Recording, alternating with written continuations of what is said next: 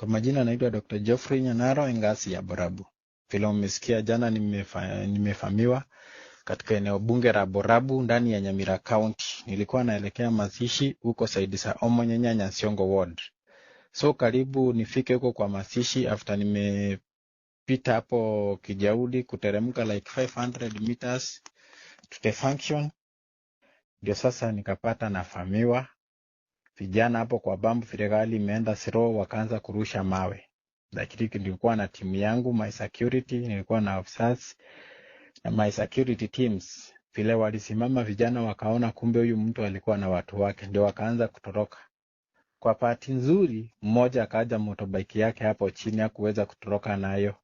So kuenda kukimbizwa hatukumfikia, lakini motorbike ilibaki chini. Tukaenda na hiyo motorbike, tukaripoti pale Matutu Police Station, tukapiga ripoti, tukaongea na OCS, OCPD, akatulifaa kwa DCIO, tukaenda tukaandikisha statement na wao wakasema wamechukua usukani, lazima hao vijana watafutwe and they would be brought into book.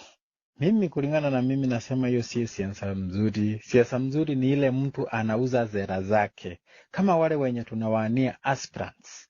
Sisi tunafaa tukuje kwa mwananchi wa kawaida, tuuze zera zetu, mwananchi akikubali anatuweka kwa kiti wakati hiyo punge itafunjwa. Na mwenye ako kiti, wewe ulipewa hiyo kiti na wananchi.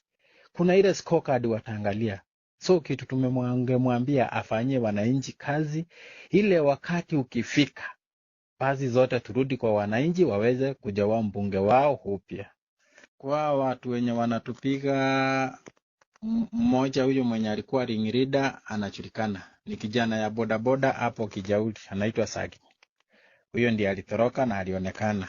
Vijana wa bodaboda wameanza kutumika vibaya. Mimi kitu niweza waambia, hii siasa inakuja na inaenda. Utatumika na mwanasiasa sahihi. Uchaguzi wa 2027 ikiisha, hautawahi ona huyo mwanasiasa tena mpaka 2032. So vijana pia sisi tuangalie.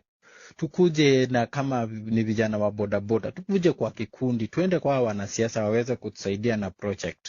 Hivyo ndio watu wanaweza saidika.